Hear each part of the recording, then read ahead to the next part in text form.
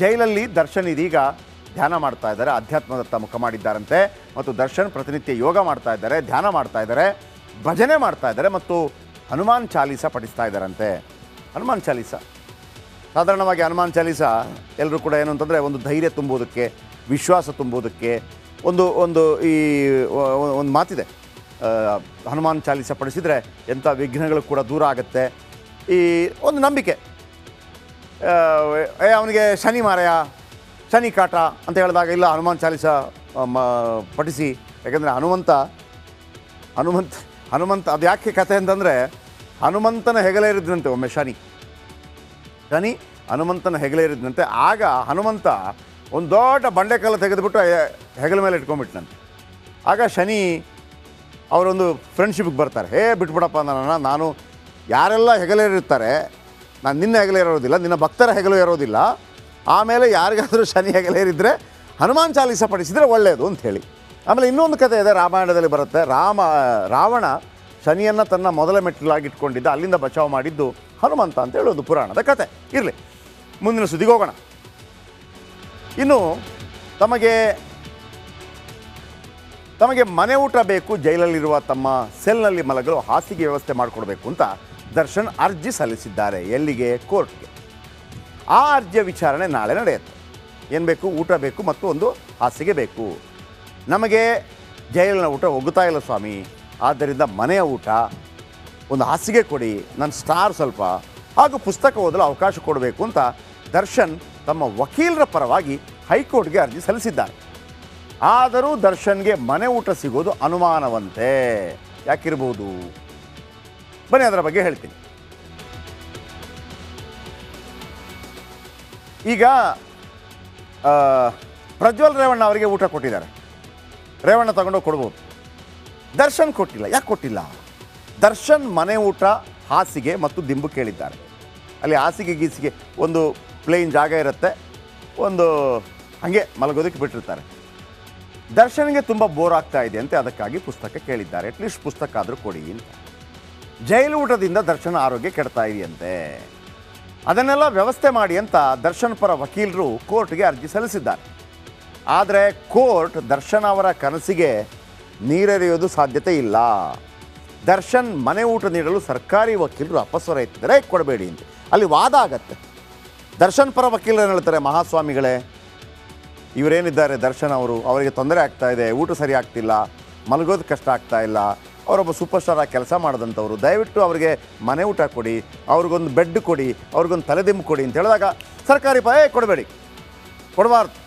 ದರ್ಶನ್ಗೆ ಜೂನ್ 22ರಂದು ಮೊದಲ ಬಾರಿ ನ್ಯಾಯಾಂಗ ಬಂಧನ ಆಗಿತ್ತು. ಫಸ್ಟ್ ಟೈಮ್ ಅವ್ರು ಜೈಲಿಗೆ ಹೋಗಿದ್ದು. ನ್ಯಾಯಾಂಗ ಬಂಧನಕ್ಕೆ ಕೊಟ್ಟಾಗ ಯಾವುದೇ ಅನಾರೋಗ್ಯ ಇರಲಿಲ್ಲ, ಅವ್ರಿಗೆ ಏನಿರಲಿಲ್ಲ. ಜೈಲಿಗೆ ಹೋದ ನಂತರ ಕೂಡ ಯಾವುದೇ ಅನಾರೋಗ್ಯವಿಲ್ಲ.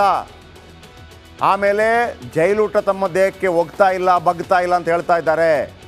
ಜೈಲೂಟ ಸೇವಿಸಿ ಅನಾರೋಗ್ಯವಾಗ್ತಾ ಇದ್ದಾರೆ ಅಂತ ಹೇಳ್ತಾ ಇದ್ದಾರೆ. ಹಾಗಂತ ಅವ್ರು ಹೇಳಿದರೆ ಸಾಕಾಗೋದಿಲ್ಲ ಮಹಾಪ್ರಭುಗಳೇ, ಡಾಕ್ಟ್ರು ಹೇಳಬೇಕು ಅನಾರೋಗ್ಯ ಇದೆ ಅಂಥೇಳಿ. ನಟ ದರ್ಶನ್ ಅನಾರೋಗ್ಯ ಇದೆ ಅಂಥೇಳಿ ಯಾವುದೇ ಮೆಡಿಕಲ್ ಸರ್ಟಿಫಿಕೇಟ್ ಕೊಟ್ಟಿಲ್ಲ. ಅಲ್ಲಿ ಡಾಕ್ಟರ್ ಇರ್ತಾರೆ ಜೈಲಲ್ಲಿ. ನ್ಯಾಯಾಲಯಕ್ಕೆ ಯಾವುದೇ ವೈದ್ಯಕೀಯ ದಾಖಲೆ ಕೊಟ್ಟಿಲ್ಲ. ಆದ್ದರಿಂದ ಮನೆ ಊಟ ಕೊಡೋ ಅಗತ್ಯ ಇಲ್ಲ, ಚೆನ್ನಾಗೇ ಇದ್ದಾರೆ ಅವರು, ಚೆನ್ನಾಗೇ ಇದ್ದಾರೆ ಅಂಥೇಳಿ ಸರ್ಕಾರಿ ಪರ ವಕೀಲರು ಹೇಳಿದ್ದಾರೆ. ನೀವು ಕೋರ್ಟ್ ನೋಡುತ್ತೆ, ಅವರಿಗೆ ಅನಾರೋಗ್ಯ ಆದರೆ ಡಾಕ್ಟರ್ ಹತ್ರ ಚೆಕ್ ಮಾಡಿ ಹೇಳ್ರಿ ಅಂತ ಹೇಳುತ್ತೆ. ಡಾಕ್ಟ್ರ್ ಹೇಳಿದರೆ ಮಾತ್ರ ಕೊಡುತ್ತೆ, ಇಲ್ವಾ ಪರವಾಗಿಲ್ಲ ಚೆನ್ನಾಗಿದ್ದೀರಿ ನೀವು ಅಂತೇಳಿ. ಸೊ ಇಷ್ಟೆಲ್ಲ ಆಗಿದೆ ದರ್ಶನ್ ವಿಚಾರಕ್ಕೆ. ಆಗಸ್ಟ್ 1ನೇ ತಾರೀಕಿನ ತನಕ ದರ್ಶನ್ ಅವರು ಈಗ ಜೈಲಲ್ಲಿ ಇರಬೇಕಾಗತ್ತೆ. ಈ ದರ್ಶನ್ ವಿಗ್ ಬಳಸ್ತಾರೆ ಅನ್ನೋದು ತುಂಬ ಜನರಿಗೆ ಗೊತ್ತಿಲ್ಲ.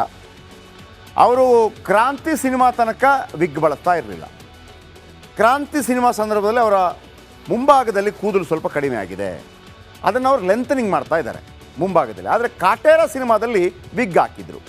ಕಾಟೇರ ಸಿನಿಮಾ ಕೂಡ ಅಂಥದ್ದೇ ಸಿನಿಮಾ, ಅಂದರೆ ಸ್ವಲ್ಪ ವಿಗ್ಗೆಲ್ಲ ಹಾಕುವಂಥ ಸಿನಿಮಾದ ಕಾರಣಕ್ಕಾಗಿ ಪ್ರಾಬ್ಲಮ್ ಆಗಲಿಲ್ಲ.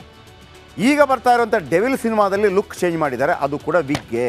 ಈಗ ಅವರು ಹಾಕಿದ್ದಾರಲ್ಲ ಅದು ಕೂಡ ಮುಂಭಾಗದಲ್ಲಿ ಮಾತ್ರ ವಿಗ್. ಓಕೆ. ದರ್ಶನ್ ಕೊಲೆ ಪ್ರಕರಣದಲ್ಲಿ ಜೈಲು ಸೇರಿದ್ದಾರೆ. ಜೈಲಲ್ಲಿ ದರ್ಶನ್ ಅವರ ದರ್ಪ ದೌಲತ್ತಿಗೆ ಲಗಾಮ್ ಬಿದ್ದಿದೆ. ಇದೀಗ ಅವರ ಕೃತಕ ಕೂದಲಿಗೂ ಕತ್ತರಿ ಬಿದ್ದಿದೆ ಎನ್ನುವಂಥ ಸಂಗತಿ ಬೆಳಕಿಗೆ ಬಂದಿದೆ. ತುಂಬ ಜನರಿಗೆ ಗೊತ್ತಿಲ್ಲದ ವಿಚಾರ ಅಂದರೆ ದರ್ಶನ್ ತಲೆ ಕೂದಲು ಒರಿಜಿನಲ್ ಅಲ್ಲ, ಅಂದರೆ ಮುಂಭಾಗದಲ್ಲಿ ಮಾತ್ರ. ದರ್ಶನ್ ಸ್ಯಾಂಡಲ್ವುಡ್ಗೆ ಕಾಲಿಟ್ಟಾಗ ಅವರ ಕೇಶರಾಶಿ, ಅವರ ಸ್ಟೈಲು, ಅವರ ಲುಕ್ಗೆ ಮರಳಾಗದವರೇ ಇಲ್ಲ. ಒಂದೊಂದು ಚಿತ್ರಕ್ಕೂ ಅವರು ಹೇರ್ ಸ್ಟೈಲ್ ಮಾಡ್ತಾಯಿದ್ರು. ದರ್ಶನ್ ಹೇರ್ ಸ್ಟೈಲ್ಗೆ ತುಂಬ ಜನ ಫ್ಯಾನ್ಸ್ ಫಿದಾ ಆಗಿದ್ದಾರೆ. ಆದರೆ ಬಹುತೇಕ ಜನರಿಗೆ ದರ್ಶನ್ ಇದೀಗ ವಿಗ್ ಹಾಕ್ತಾರೆ ಅನ್ನೋ ವಿಚಾರ ಗೊತ್ತಿಲ್ಲ. ಕ್ರಾಂತಿ ಸಿನಿಮಾದ ನಂತರ ಅವರು ವಿಗ್ ಬಳಸ್ತಾ ಇದ್ದಾರೆ. ಬಾಹ್ಯವಾಗಿಯೂ ಕೂಡ ಸಾರ್ವಜನಿಕವಾಗಿ ಕೂಡ ಅವರು ವಿಗ್ ಬಳಸ್ತಾ ಇದ್ದಾರೆ. ಸೂಕ್ಷ್ಮವಾಗಿ ಗಮನಿಸಿದರೆ ಮಾತ್ರ ದರ್ಶನ್ ಅವರ ವಿಗ್ ಹಾಕೋದು ನಿಮಗೆ ಗೊತ್ತಾಗುತ್ತೆ. ಪ್ರಾಬ್ಲಮ್ ಏನೀಗ, ನಿಮಗೆ ಯಾಕೆ ಬೇಕು ವಿಗ್ ಕತೆ ಅಂತಂದರೆ ಹೇಳ್ತೀನಿ ಕೇಳಿ. ಈ ವಿಗ್ ಹಾಕಿರ್ತಾರಲ್ವ, ಅಂದರೆ ಲೆಂಥನಿಂಗ್ ಮಾಡೋದು. ವಿಗ್ ಹಾಕಿದರೆ ಏನಾಗುತ್ತೆ, ನೀವು 1 ತಿಂಗಳಿಗೊಮ್ಮೆ 20 ದಿವಸಕ್ಕೊಮ್ಮೆ ಅದೇ ಕಟ್ಟಿಂಗ್ ಶಾಪ್ಗೆ ಹೋಗಿ ಆ ವಿಗ್ಗು ಮತ್ತು ನಿಮ್ಮ ಒರಿಜಿನಲ್ ತಲೆ ಕೂದಲಿದೆಯಲ್ಲ ಆ ಕಟ್ಟಿಂಗ್ ಸೇಮ್ ಆಗಬೇಕು. ಇಲ್ಲೆಲ್ಲ ಅದಕ್ಕೆ ಅವಕಾಶ ಇಲ್ಲ, ತೆಗೆದುಬಿಟ್ಟು ಕಟಿಂಗ್ ಮಾಡ್ತಾರೆ ಬೇಕಿದ್ರೆ ಅಷ್ಟೇ. ಜೈಲಲ್ಲಿ ವಿಗ್ ಮೇಂಟೈನ್ ಮಾಡೋದು ಕಷ್ಟ ಆಗ್ತಾ ಇದೆ. ಆದ್ದರಿಂದ ದರ್ಶನ್ ಅವರ ವಿಗ್ಗನ್ನು ತೆಗೆಸಿಬಿಟ್ಟಿದ್ದಾರಂತೆ. ವಿಗ್ ಧರಿಸುವವರು ಆಗಾಗ ಪರಿಶೀಲನೆ ಮಾಡಬೇಕು.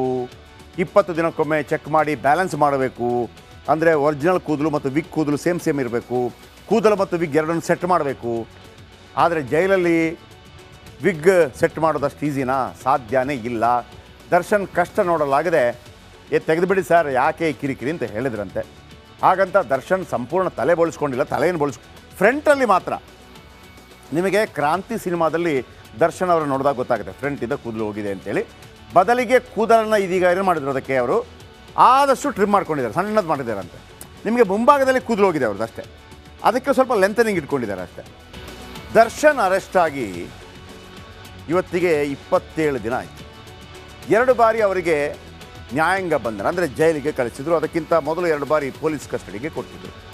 ಇವತ್ತು 3ನೇ ಬಾರಿ ಅವರನ್ನು ವಿಡಿಯೋ ಕಾನ್ಫರೆನ್ಸ್ ಮೂಲಕ ಜಡ್ಜ್ ಮುಂದೆ ಹಾಜರುಪಡಿಸಲಾಯಿತು. ಯಾವ ಕಾರಣಕ್ಕೂ ಕೂಡ ಅವರನ್ನು ಬಿಡಬಾರ್ದು, ಜಾಮೀನು ನೀಡಬಾರ್ದು ಅಂಥೇಳಿ ಪಬ್ಲಿಕ್ ಪ್ರಾಸಿಕ್ಯೂಟರ್ಸ್ ವಾದ ಮಂಡಿಸಿದರು. ಹಾಗಾಗಿ ಮತ್ತೆ 14 ದಿನಗಳ ಕಾಲ ದರ್ಶನ್ ಜೈಲಲ್ಲೇ ಇರಬೇಕಾಗತ್ತೆ. ಅಂದರೆ ಆಗಸ್ಟ್ 1ನೇ ತಾರೀಕಿನ ತನಕ ಜೈಲಲ್ಲೇ ಇರಬೇಕು. ಆಗಸ್ಟ್ 1ನೇ ತಾರೀಕು ಮತ್ತೆ